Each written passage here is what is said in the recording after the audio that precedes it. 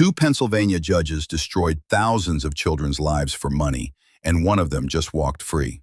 Mark Ciavarella and Michael Conahan turned their courtroom into a cash machine, sending kids to for-profit detention centers for kickbacks, totaling $2.8 million. The scheme ran from 2003 to 2008, and it's called Kids for Cash.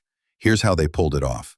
Conahan, as the president judge, shut down the county's existing juvenile detention center and signed contracts with two private facilities, PA Child Care and Western PA Child Care. These weren't just regular detention centers. They were businesses designed to make money off incarcerated kids. The more bodies they had, the more profit they generated. Ciavarella became the enforcer.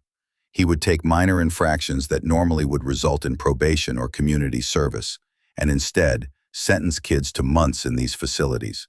We're talking about children who shoplifted candy bars, got into schoolyard fights, or posted mean comments on social media.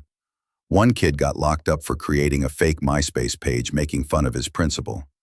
Another was sentenced for being a passenger in a stolen car, even though he didn't know it was stolen.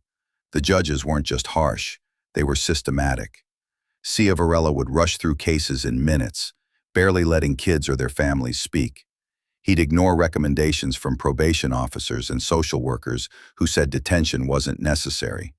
Parents watched in horror as their children were shackled and led away for things that should have been handled with a stern talking to. The private facilities loved this arrangement. They were getting paid per kid, per day. Empty beds meant lost revenue, so they needed a steady stream of children. Ciavarella delivered exactly that. His detention rate for juveniles skyrocketed to double the state average.